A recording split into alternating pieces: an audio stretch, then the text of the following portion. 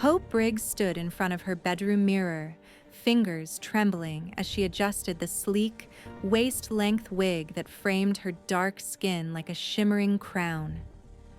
The deep brown of her complexion caught the late afternoon light, rich and beautiful against the silk of her dinner dress, a shade of cream she'd chosen carefully, knowing it would photograph well in the Briggs family's inevitable social media posts.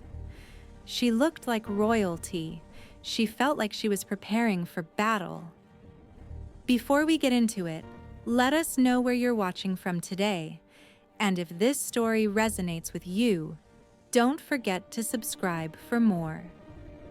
Her stomach twisted, a phantom ache that had become as predictable as the Sunday dinner invitation itself. It wasn't hunger, it was dread, wrapped in silk and pearls, settling deep in her gut the moment Joseph's car turned onto the long, winding driveway that led to the Briggs mansion.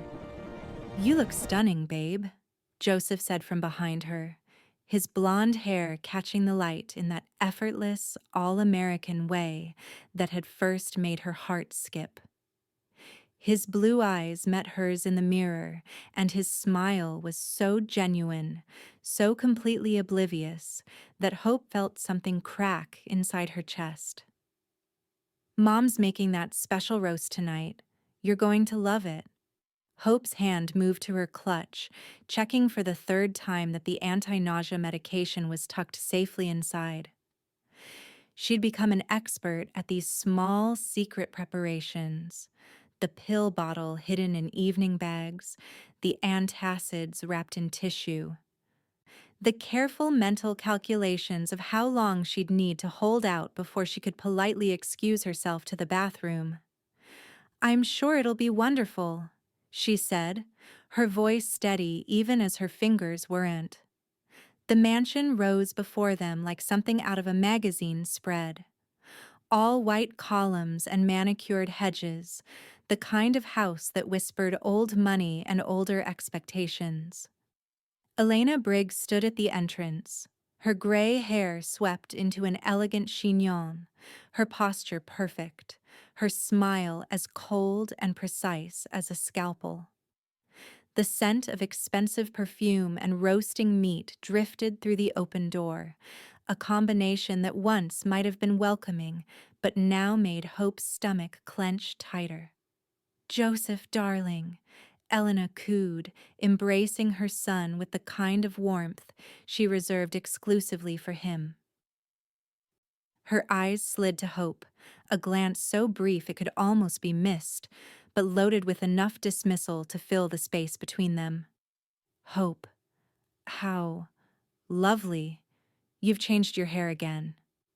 It wasn't a compliment. Come in," Elena continued, ushering them into the formal dining room where crystal gleamed and silverware waited in perfect rows. "We have a guest tonight. Celeste stopped by. Such a delightful surprise. And of course, I insisted she stay for dinner." And there she was, Celeste, with her blonde hair cascading over one shoulder and those sharp green eyes that seemed to catalog every imperfection, every out-of-place detail. She sat at the table already, positioned in the chair that gave her a perfect view of Joseph as he entered. Her smile was practiced, designed to look spontaneous. "Joseph!" Celeste's voice had a musical quality that Hope had never quite managed to replicate. "It's been too long." Joseph's face lit up with the easy affection of old friends, and Hope watched as he crossed the room to embrace Celeste, their laughter filling the space like it belonged there, like she belonged there. Elena watched the exchange with undisguised satisfaction, her hands folded neatly in front of her, a conductor pleased with her orchestra's performance. Hope took her seat. Always the same seat, slightly removed from the main conversation, positioned where the chandelier's light didn't quite reach. She smoothed her dress and tried to ignore the way her heart had started to race, the way her palms were beginning to sweat, despite the mansion's perfectly controlled climate. Elena disappeared into the kitchen, returning with a tray of covered dishes. One by one, she placed them on the table, lifting the lids with theatrical flair. The roast gleamed with juice, vegetables glistened with butter. A basket of artisan bread released clouds of yeasty steam. Then Elena turned to Hope, and in her hands was a separate dish, smaller, uniquely garnished, hand-seasoned, as Elena always said, with special care. "This one's just for you, dear," Elena said, setting it down with a gentle click of porcelain against wood. "I know you have such particular tastes. I've adjusted the recipe, especially." The others were already serving themselves from the communal platters, Joseph heaping his plate high while Celeste laughed at something he'd said. No one noticed that Hope's dish was different. No one ever did. Hope stared down at the food, at the rich sauce that pooled around the meat, at the careful arrangement that looked so thoughtful, so considerate. Her stomach rolled, and for a moment she wasn't sure if it was anticipation of what was to come or the beginning of something that had already started. Elena settled into her chair at the head of the table, her gray eyes finding Hope's across the expanse of white linen and crystal. For just a second, something flickered in that gaze, something that might have been satisfaction or challenge, or a quiet, elegant cruelty that knew exactly what it was doing. "Bon appétit," Elena said softly, lifting her wine glass in a toast. And Hope, her hand shaking ever so slightly, reached for her fork.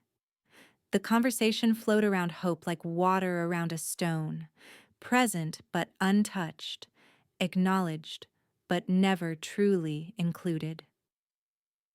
Joseph and Celeste had fallen into an easy rhythm, reminiscing about summers at the family's lake house, about sailing trips and bonfire nights that existed in a past Hope had no access to.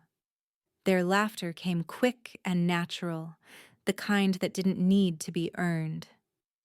"Do you remember that time we capsized the sailboat?"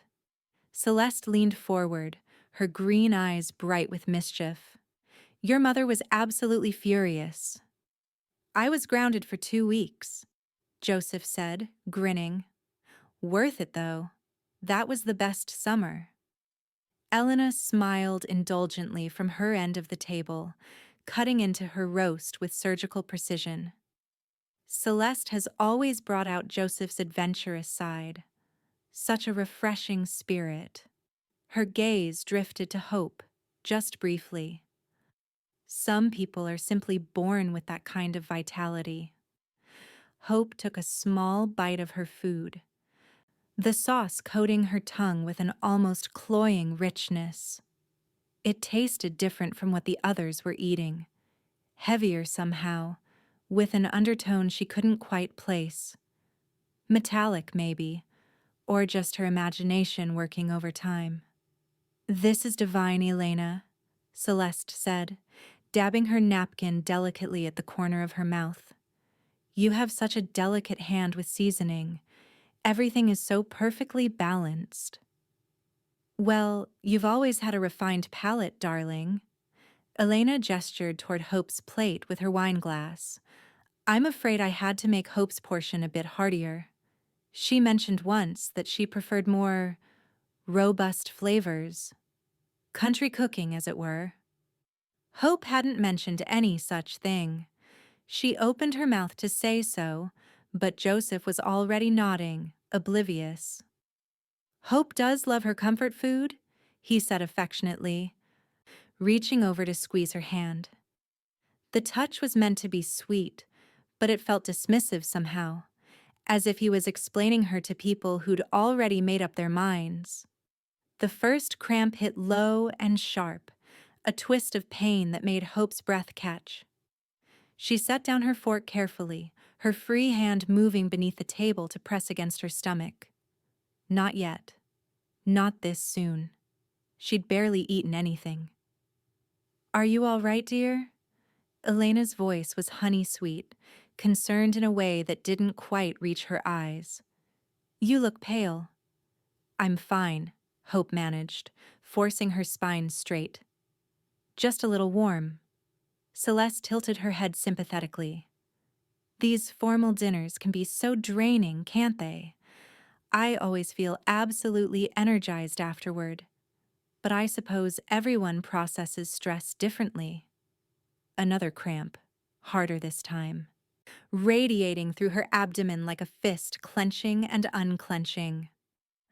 Hope reached for her water glass, her hand shaking just enough that the crystal trembled against her fingers.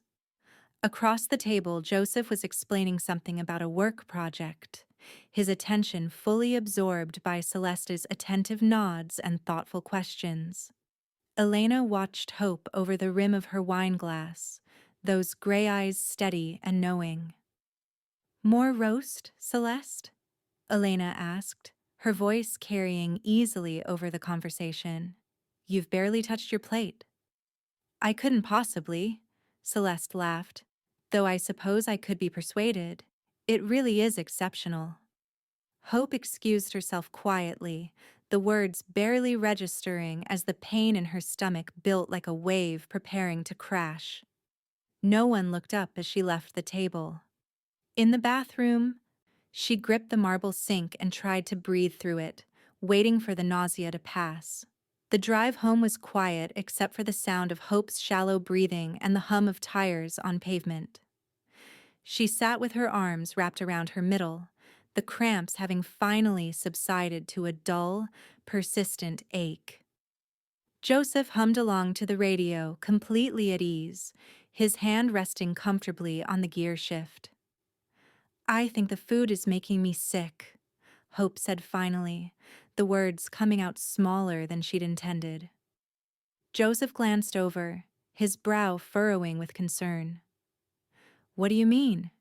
You barely ate anything tonight?" "I know, but every time we go there, every single Sunday, I get sick." "Joseph, it's always after your mother's dinners." She turned to face him, needing him to see the seriousness in her eyes. "This isn't normal." He was quiet for a moment, processing. Then his expression softened into something that looked almost pitying. "Babe, Mom is just a heavy-handed cook. You know how she is with the butter and the cream. It's rich food. Maybe your stomach just needs time to adjust?" "It's been months," Hope pressed, "and it's only my food that's different. Did you notice? She always makes me a separate dish." "Because she's trying to be thoughtful," Joseph said, his tone gentle but firm, the way you'd speak to someone who was being unreasonable. "She knows you have different preferences. She's making an effort, Hope." The word effort hung in the air between them, loaded with implications Hope didn't have the energy to unpack. By the following Sunday, Hope had convinced herself to try again. Maybe Joseph was right. Maybe it was stress, or coincidence, or her own body betraying her with convenient timing. She arrived at the mansion determined to keep an open mind, to give Elena the benefit of the doubt.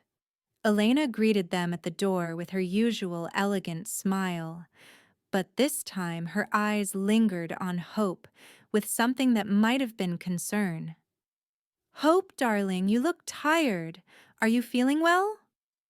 "I'm fine," Hope said, though the familiar dread was already coiling in her stomach. At dinner, with Joseph's brother and his wife in attendance, Elena served the meal with her characteristic grace. Once again, Hope's plate arrived separately, garnished differently, the portions heavier and richer than what everyone else received. 20 minutes later, the cramps began. Hope excused herself quietly, but not quietly enough. When she returned, pale and shaken. Elena's voice cut through the table conversation with surgical precision. Hope, sweetheart, we really should talk about your weak stomach. Elena's tone was all motherly concern, loud enough for everyone to hear. This keeps happening, and I'm starting to worry. Have you seen a doctor? It might be something serious. IBS, perhaps, or a nervous condition. Joseph's sister-in-law nodded sympathetically. My cousin has IBS. It's triggered by stress. I'm not stressed, Hope said, but even to her own ears the protest sounded weak. Of course you are, dear, Elena continued, reaching across the table to pat Hope's hand. The touch was gentle, almost tender. Being part of a family like ours, the expectations, the social obligations, it can be overwhelming for some people. There's no shame in admitting you're struggling to adapt. The words landed like slaps disguised as kindness. Hope looked to Joseph for support, but he was nodding along, his expression troubled. Maybe Mom's right, he said later in the car. Maybe you should see someone, not just a regular doctor, maybe a therapist. This could all be anxiety manifesting physically. Hope stared out the window at the passing streetlights, each one blurring into the next. Maybe they were right. Maybe she was losing her mind. Maybe her body was turning against her for reasons that had nothing to do with Sunday dinners or special dishes, or the way Elena's eyes followed her with that cold, measuring gaze. Maybe this was all in her head. The thought terrified her more than the alternative. The dinner party was larger than usual. Extended family, old family friends, people whose names Hope struggled to remember and who made no effort to remember hers. Elena had outdone herself with the table settings, the flower arrangements, the carefully curated guest list that seemed designed to remind everyone of the Briggs family's position in society. Hope excused herself to freshen up, her stomach already churning even though dinner hadn't been served yet.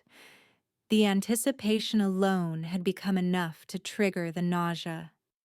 She stood in the powder room, hands braced against the sink, trying to calm her breathing and wondering how much longer she could keep doing this. When she emerged, she heard voices drifting from the kitchen, Elena's refined tones and Celeste's musical laugh. Hope's footsteps slowed as she approached, something in the intimacy of their conversation making her pause just outside the doorway. He seems happy, Celeste was saying, though her voice carried a note of uncertainty. Does he?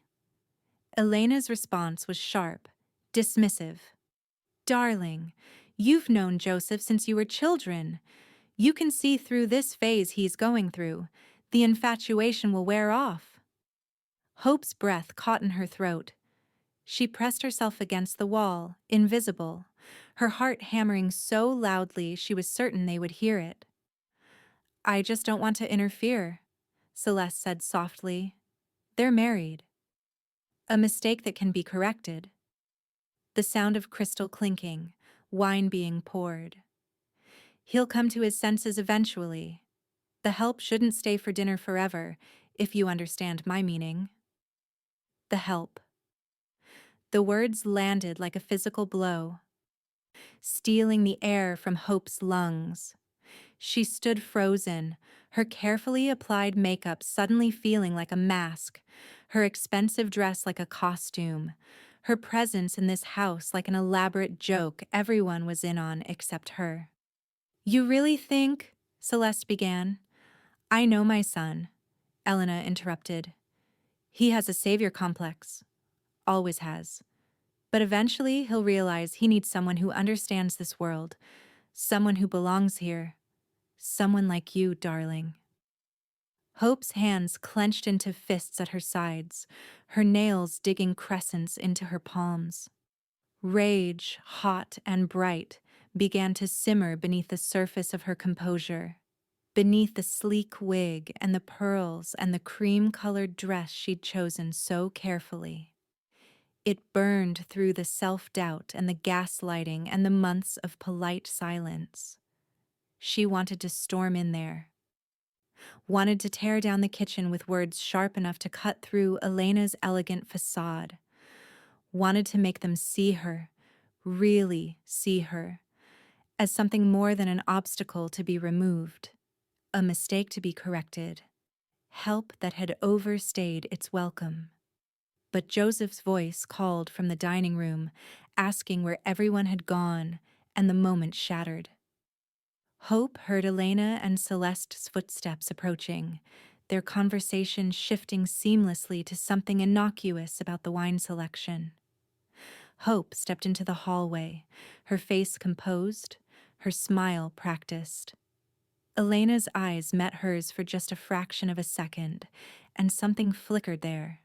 Surprise, maybe, or calculation, as if she was trying to determine how much Hope had heard. "There you are," Elena said smoothly. "We were just discussing the dessert course. I hope you saved room, Hope. I made your portion extra special tonight." The rage continued to simmer, quiet and dangerous, beneath Hope's skin. She smiled back, her voice steady when she spoke. "I'm sure it will be perfect." But something had shifted. The fear that had kept her silent was beginning to transform into something else entirely, something that refused to be dismissed or diminished, or slowly poisoned out of existence. Hope made it through the appetizers before her body gave out. One moment she was sitting across from Brooklyn at their favorite brunch spot, forcing a smile and pretending the mimosa in front of her wasn't making her nauseous. The next, the room tilted sideways and the floor rushed up to meet her. She came to with Brooklyn's face hovering above hers, caramel skin creased with worry. Her hand pressed firmly against Hope's cheek. "Don't you dare move," Brooklyn said, her voice shaking. "I'm calling an ambulance." "No." Hope tried to sit up, but her body wouldn't cooperate. Everything felt heavy, distant. "I'm fine, just stood up too fast." "You didn't stand up, Hope. You collapsed." Brooklyn's eyes were fierce, scanning Hope's face like she was looking for answers written there. "This is the third time in 2 months. The third time I've watched you turn gray and start shaking. When are you going to stop lying to yourself?" The restaurant manager brought water and a cold cloth. Other diners pretended not to stare while absolutely staring. Hope wanted to disappear, to melt into the floor and never have to explain this again. Not to Joseph, not to the doctors who found nothing wrong, not to herself. Brooklyn helped her into a chair, then sat down hard across from her, hands flat on the table. "I need you to listen to me, and I need you to really hear what I'm saying. This isn't normal. Bodies don't just do this randomly." The doctors said. "The doctors don't know what they're looking for." Brooklyn leaned forward, her voice dropping to something urgent and certain. "Hope, when does this happen? When do you get sick?" Hope's hands trembled around the water glass. "I don't know. It's random." "It's not random. It's every Sunday after dinner at the Briggs mansion. It's every time Elena serves you that special dish she makes just for you." Brooklyn's eyes locked onto hers, refusing to let her look away. "And now you're collapsing on Mondays the day after. Your body is trying to tell you something." "You sound paranoid," Hope whispered, but the words felt hollow. "Do I?" Brooklyn pulled out her phone, her fingers moving rapidly across the screen. "Because I've been keeping track.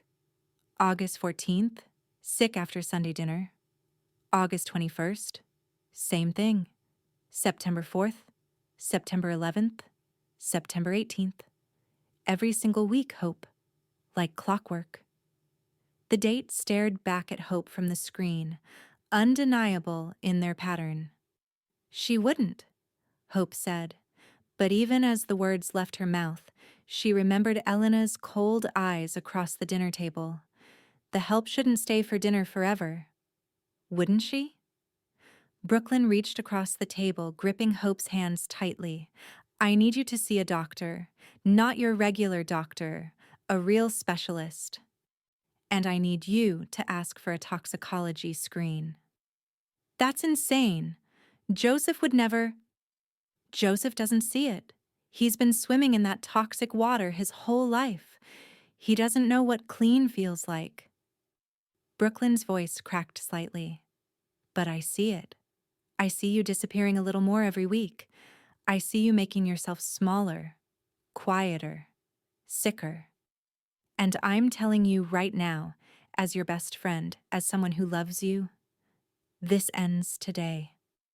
Hope stared at their joined hands, at the way Brooklyn's grip was the only thing keeping her tethered to something real and true. The rage from the dinner party stirred again, mixing with something else now. Fear, yes, but also a growing, terrible certainty. What if you're right? Hope asked quietly. Then we turn feelings into evidence, Brooklyn said. And we make sure everyone knows exactly what's been happening. Hope arrived at the mansion 45 minutes early, armed with an excuse about wanting to help Elena prepare. Joseph had stayed late at the office, so she'd driven herself, a small freedom that felt larger than it should have. Her heart hammered against her ribs as Elena opened the door, surprise flickering across that elegant face before the mask of politeness slid back into place. How thoughtful, Elena said, though her tone suggested it was anything but. I suppose I could use an extra set of hands? The kitchen was Elena's domain, all marble countertops and copper pots hanging from ceiling racks like trophies. Hope moved carefully, asking where things were, playing the role of the eager daughter-in-law while her eyes catalogued every shelf, every drawer, every shadowed corner. The good spices are in the pantry, Elena said, gesturing vaguely while she focused on trimming vegetables with surgical precision. Top shelf, to the left. Bring me the saffron. Hope's pulse quickened as she stepped into the walk-in pantry.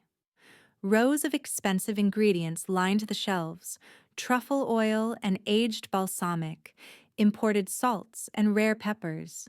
The saffron sat exactly where Elena had indicated, but Hope's eyes drifted higher to the back of the shelf where shadows gathered. There, tucked behind a decorative tin of Spanish paprika, was a small bottle. Dark glass, no label, the kind of container that was designed to be overlooked. Hope's hands trembled as she reached for it, her fingers closing around the cool surface. The liquid inside was clear, almost innocent-looking. She unscrewed the cap carefully, and a faint chemical smell drifted up, not quite medicinal, not quite floral. Something designed to hide in rich sauces and heavy seasonings. Did you find it? Elena's voice came from directly behind her, so close that Hope nearly dropped the bottle. She spun around, her heart in her throat, the small vial clutched in her hand. For a long moment, neither of them spoke. Elena's gray eyes dropped to the bottle, then lifted back to Hope's face. The temperature in the pantry seemed to plummet, the air turning thin and sharp. That's not the saffron, Elena said softly, each word precisely placed. No, Hope agreed, her voice steadier than she felt. It's not. You should put that back. Elena stepped closer, her posture perfect, her expression unreadable. It's a special ingredient for a very specific recipe. The one you make just for me. Something flickered across Elena's face. Not quite surprise, Not quite respect. More like acknowledgement, as if Hope had finally said something worth listening to. You're being dramatic. That's a digestive aid.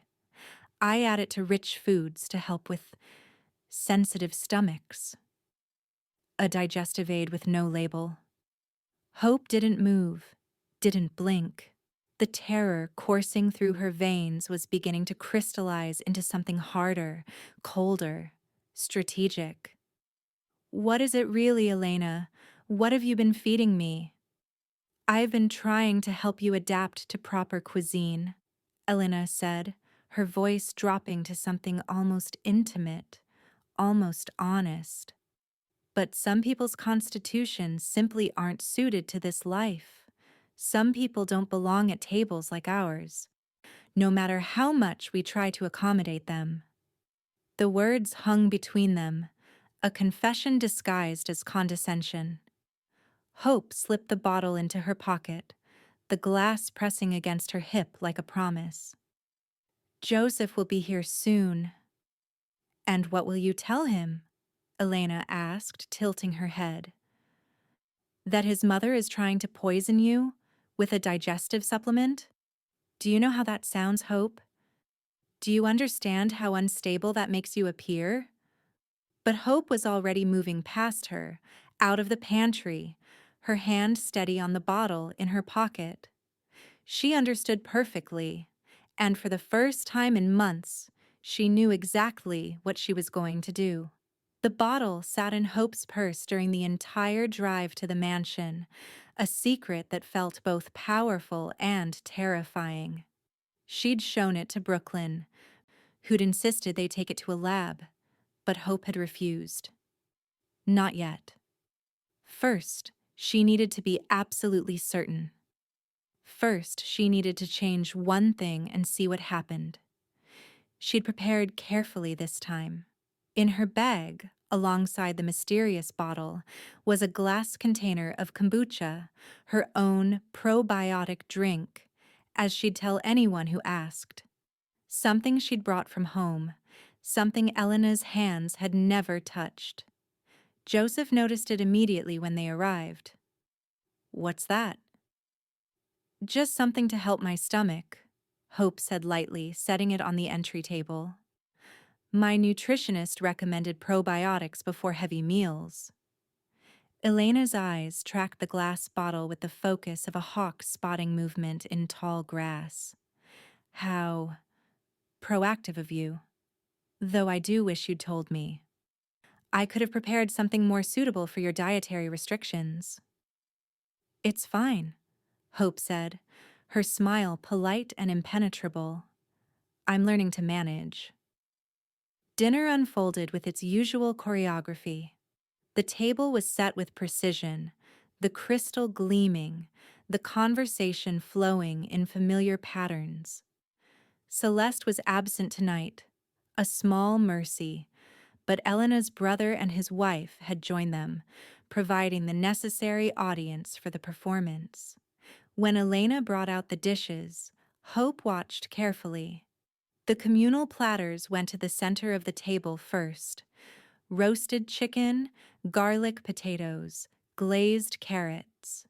Then came Hope's special plate, arriving with Elena's customary flourish, the sauce glistening under the chandelier light. "I've outdone myself with your portion tonight," Elena said, setting it down with deliberate care. "A special herb blend I've been perfecting." "It looks wonderful," Hope said. She picked up the serving spoon from the communal platter and helped herself to plain chicken and unadorned vegetables. Then she poured herself a generous glass of her kombucha, the fizzy liquid catching the light. Elena's hand froze halfway to her wine glass. "You're not having this special dish? I prepared it specifically for you." "I'm trying something new," Hope said calmly, taking a bite of the plain chicken. "My nutritionist thinks simpler foods might be easier on my system. I hope you don't mind." The table had gone quiet. Joseph looked between them, confusion clouding his pretty boy features. Elena's expression remained composed, but something dangerous flickered in her eyes. Frustration, calculation, the fury of a plan disrupted. "Of course I don't mind," Elena said, her voice tight. "Though it seems wasteful. I spent considerable time on that preparation. I'm sure someone else would enjoy it," Hope offered, gesturing to the untouched plate. "It was seasoned specifically for your palate." Elena's smile had gone razor thin. "I wouldn't want to subject anyone else to such particular flavors." The admission hung in the air, barely disguised. Hope took another sip of her kombucha, meeting Elena's gaze steadily over the rim of her glass. The dinner continued, conversation resuming its careful flow, but Hope felt the shift in the room, the way Elena's attention kept returning to the untouched special plate, the way her movements had become slightly less graceful, slightly more agitated. An hour passed, then two. Hope waited for the familiar cramps, the churning nausea, the warning signs that had become as predictable as breathing. They never came. Her stomach remained calm, her head stayed clear. Her hands didn't shake, and her skin didn't turn clammy. She felt, for the first time in months, perfectly normal. When they said their goodbyes, Elena gripped Hope's hand just a moment too long, her fingers cold and precise. "I do hope your new diet works out for you, dear. It would be such a shame if you had to stop joining us for Sunday dinners altogether." "I'll be here next week," Hope said, extracting her hand gently. "Same as always." In the car, Joseph was quiet for a long moment before speaking. "That was kind of rude, wasn't it? Mom worked hard on that dish." Hope looked out the window at the passing lights, her hand resting on her calm, settled stomach. "I'm sure she'll survive the disappointment." The invitation came with unusual fanfare. A celebratory dinner, Elena had said, to honor Joseph's recent promotion. The whole family would be there, along with several of the Briggs' closest friends. It was, Elena emphasized over the phone, an occasion that required everyone's participation and appreciation. Hope knew what it really was: a test, a reassertion of control. Elena had spent the past 2 weeks watching Hope refuse her special preparations, watching her bring her own drinks and eat only from communal platters. The frustration had been palpable, simmering beneath that elegant facade. This dinner was Elena's way of forcing Hope's hand in front of an audience too large to resist. Hope arrived with the bottle still in her purse, her insurance policy, her proof. But tonight, she had a different plan. Tonight, she would give Elena exactly what she wanted. The dining room glittered with excess. Extra leaves had been added to the table, crystal multiplied, flowers arranged in elaborate centerpieces that must have cost a small fortune. Joseph's brother was there with his wife, Elena's sister, several family friends whose names Hope had finally learned, and, of course, Celeste, positioned strategically across from Joseph. The dinner began with champagne toasts and elaborate appetizers. Hope smiled and nodded, her heart hammering a steady rhythm against her ribs. She felt Brooklyn's earlier words like a mantra: turn feelings into evidence, make everyone see. When Elena emerged from the kitchen with the main course, Hope's breath caught. There were the communal platters, as always, gleaming with roasted meat and seasonal vegetables. And there, on a separate tray, was Hope's special plate. More elaborate than usual, the sauce darker and richer, the presentation almost aggressive in its distinction. Elena set it down in front of Hope with ceremony, her smile bright and performative for the assembled guests. A special preparation for our guest of honor's wife. I know how much Hope appreciates my personalized touches. The table murmured appreciatively. Joseph beamed, proud of his mother's apparent thoughtfulness. Hope stared at the plate, at the glistening sauce that pooled around the meat, and felt the weight of the moment settle over her like a shroud. She looked up at Elena, whose gray eyes were fixed on her with unmistakable challenge. "It looks incredible," Hope said softly. "Thank you, Elena." Elena nodded, satisfied, and turned toward the kitchen. "I'll just get the special vintage I've been saving. This occasion deserves it." The moment Elena disappeared through the doorway, Hope moved. Her hands were steady as she lifted her plate, as she slid it smoothly in front of Joseph, and as she took his plate, filled with food from the communal serving dishes, and placed it in front of herself. Joseph looked down, confused.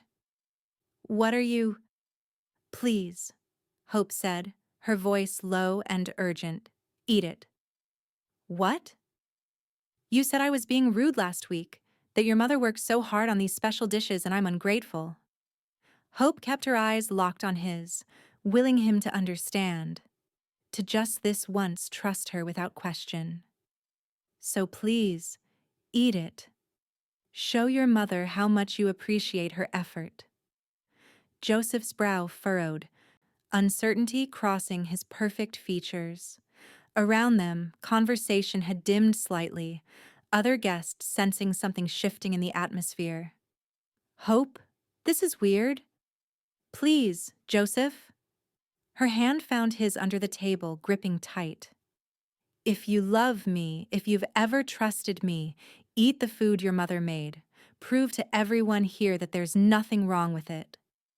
Something in her tone, desperation mixed with steel, made him pick up his fork.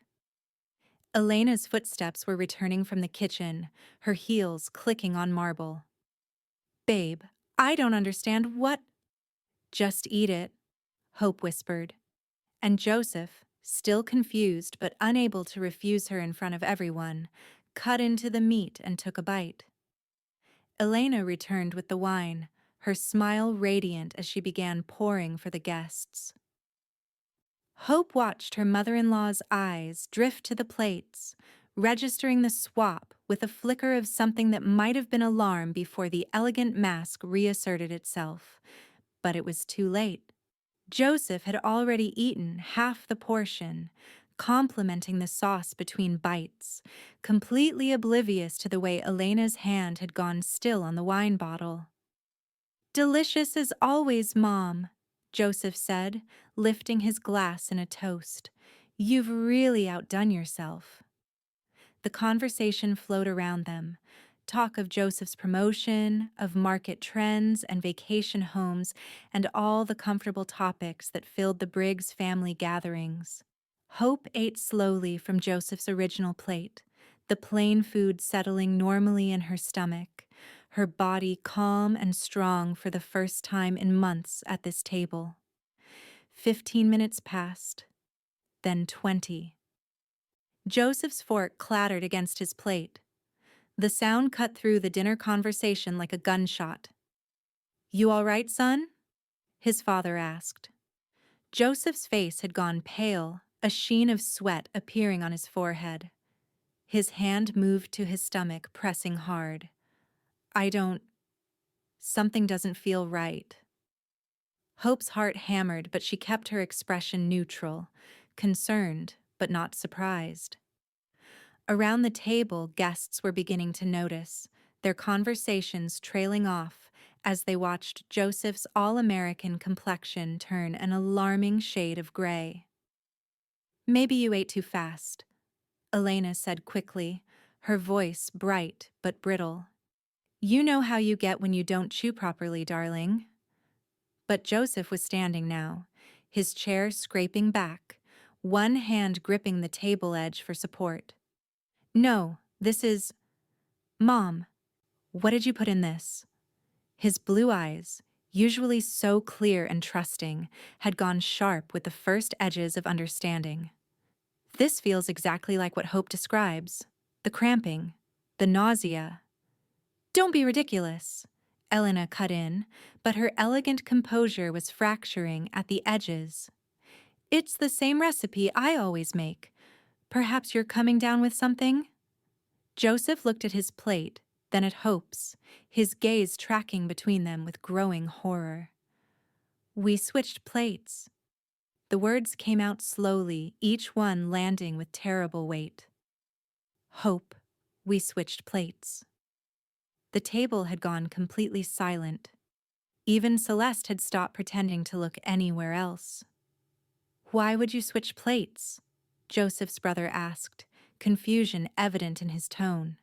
Hope stood, her movements deliberate and calm despite the way her pulse was racing. She reached into her purse and pulled out the small dark bottle, setting it on the white linen tablecloth where everyone could see it. The glass caught the chandelier light, innocuous and damning all at once. Because your mother has been poisoning me, Hope said quietly, every Sunday for the past 6 months. The words detonated in the silence. Someone gasped. Joseph's sister-in-law, maybe. Elena's face drained of color, but she recovered quickly, her hand flying to her chest in a gesture of wounded innocence. That is an outrageous accusation, Elena said, her voice trembling with what might have been genuine emotion or masterful performance. I have welcomed you into this family, tried to accommodate your preferences, and this is how you repay my kindness? With paranoid delusions? It's not a delusion, Hope said, her voice steady and clear. She gestured to Joseph, who was now leaning heavily against his chair, his breathing shallow. He's experiencing exactly what I've experienced every single Sunday. The same cramps, the same nausea, the same symptoms that everyone dismissed as stress or weak constitution, or my inability to handle rich food. Joseph looked at his mother, and Hope watched the pieces clicking into place behind his eyes. All the times he'd dismissed her concerns, all the times he'd defended Elena's thoughtfulness, all the times he'd suggested Hope see a therapist instead of questioning why she only got sick at his mother's table. Mom? His voice cracked on the word. Tell me Hope is wrong. Tell me there's an explanation. Elena drew herself up to her full height, and for a moment her elegance returned. Not warm or maternal, but cold and imperial. There is an explanation. I was trying to encourage her to leave on her own, to spare you the embarrassment of a divorce, Joseph. She doesn't belong in this family. She never has. The confession hung in the air, brutal in its honesty. You poisoned her, Joseph said, the words barely above a whisper. Another cramp seized him, doubling him over. You actually poisoned my wife. I never gave her anything that would cause permanent harm, Elena said, and there was something almost defiant in her tone now, as if she'd calculated the risks and decided the ends justified the means. Just enough discomfort to help her understand that this life wasn't for her, that she should find someone more suitable to her background. Jesus Christ.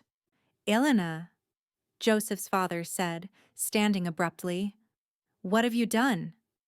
But Elena's attention was fixed on Hope, and in her gray eyes was something that looked almost like respect mixed with fury. You actually figured it out. I didn't think you had it in you. You don't know anything about what I have in me, Hope said. The rage that had been simmering for months was finally free, burning clean and bright. You saw a black woman at your son's table and decided I was the help. Something temporary. Something you could erase with the right amount of cruelty disguised as hospitality. Joseph straightened, one hand still pressed to his stomach, his face a mask of betrayal and dawning comprehension. He looked at his mother, really looked at her, and Hope saw the moment something fundamental broke between them. "Get out," Joseph said to Elena, his voice hoarse. "Get out of your own house?" Elena's laugh was sharp, disbelieving. "No," Joseph's father said, moving to his son's side. "He's right. You need to leave this room, now." Elena looked around the table at the assembled witnesses, family and friends who had watched her performance crumble, who had heard her confession, who could no longer pretend not to see what she'd done. Her elegant facade finally shattered completely, and what remained was something smaller, meaner, desperate. She left without another word, her heels clicking a retreat that echoed through the sudden, terrible silence. Hope sank back into her chair, her legs suddenly weak.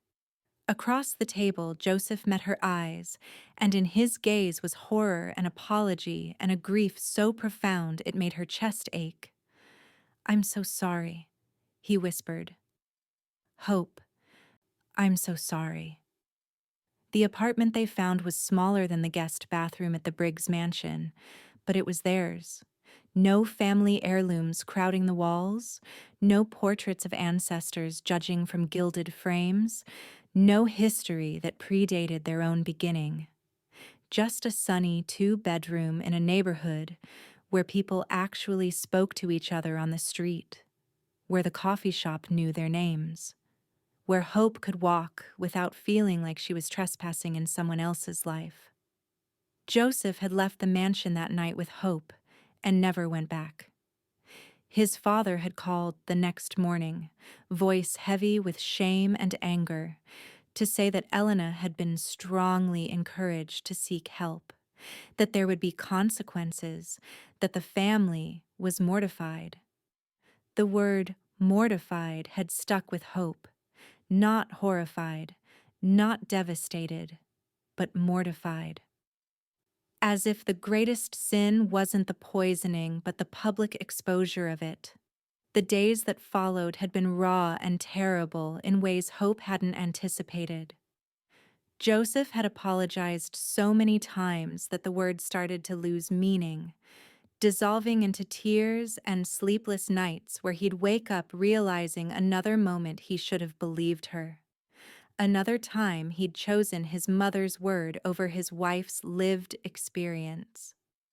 "I kept thinking I knew better than you about your own body," he'd said one night, sitting on the floor of their new living room surrounded by half-unpacked boxes.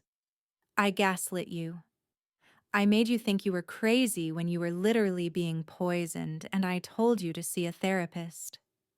Hope had sat down beside him, their shoulders touching in the dim light. "You were raised by her. You didn't know what clean water tasted like because you'd been swimming in poison your whole life. That's not an excuse." "No," Hope agreed, "but it's context." The toxicology report had come back positive for a combination of ipecac syrup and high doses of magnesium sulfate, enough to cause severe gastrointestinal distress without triggering immediate medical emergency. Carefully calibrated cruelty, the kind that could be dismissed as coincidence or sensitivity or stress, unless you knew to look for it, unless you were brave enough to insist on looking. Elena had hired lawyers immediately, claiming the substances were for her own digestive issues, that any contamination of Hope's food had been accidental. But too many people had witnessed the confession, had heard her admit to deliberately causing discomfort to drive Hope away. The family had closed ranks, not around Elena, but against her. Protecting the Briggs name meant severing the diseased branch before it could spread. Joseph's father had offered them money, a house, anything to make amends for what his wife had done. Joseph had refused it all. "We're starting over," he'd told his father. "Completely over. No Briggs money, no Briggs influence, no Sunday dinners ever again." The break had been clean and absolute. No gradual distance, No tentative holidays, no promises to work through it eventually. Joseph had chosen hope, finally and completely, and the choosing had cost him everything he'd known about who he was supposed to be. Hope had grieved for him, watching him unpack not just boxes, but the architecture of his entire identity. The pretty boy heir who'd never questioned his place in the world was learning to be just Joseph. No legacy, no expectations, no mother orchestrating his life from behind the scenes. Some days he seemed lighter for it. Other days, the loss hit him like a wave, and hope would find him staring at his phone, his thumb hovering over contacts he'd blocked, family he'd walked away from. "Do you regret it?" she'd asked once. "Choosing you over them?" He'd looked at her like the question itself was absurd. "Hope, they poisoned you. They literally poisoned you and told you it was your fault for having a weak stomach. How could I not choose you?" But Hope knew it was more complicated than that. Knew that love and loyalty could coexist with grief, that you could do the right thing and still mourn what it cost you.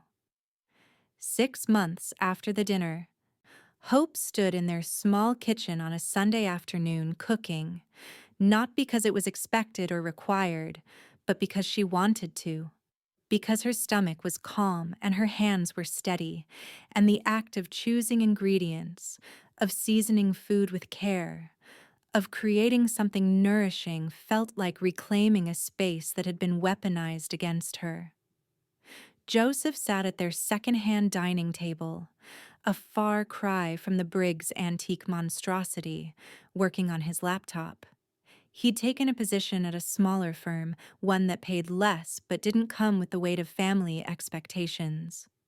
His hair was slightly longer now, less perfectly styled. He looked, Hope thought, more real, more himself. "Smells amazing," he said, glancing up with a smile that reached his eyes. "It's just chicken and vegetables," Hope said, but she smiled back. Simple food. Clean food. Food that would nourish instead of harm. The phone rang. Joseph's phone, buzzing on the table with an unfamiliar number that they both knew was probably Elena calling from yet another blocked contact. She'd been trying for weeks, leaving voicemails that Joseph deleted without listening to, sending letters that arrived at his father's office since she didn't have their new address. Joseph looked at the screen, then at Hope. The phone continued to ring. "You can answer it if you need to," Hope said quietly. He shook his head and declined the call. "I don't need to. Not today. Not any day." The ringing stopped. The apartment settled back into comfortable quiet, filled with the sounds of cooking and the soft click of Joseph's keyboard and the Sunday afternoon light slanting through their windows. Hope brought the plates to the table, 2 identical portions, both served from the same pan, both seasoned with the same care. She sat across from Joseph, and for a moment they just looked at each other, acknowledging everything that had brought them to this small kitchen, this simple meal, this hard-won peace. "Thank you for cooking," Joseph said. "Thank you for being here," Hope replied. They ate together, and the food settled warmly in Hope's stomach, nourishing and safe. Her body, which had learned to expect harm at every family table, was slowly remembering what it felt like to eat without fear.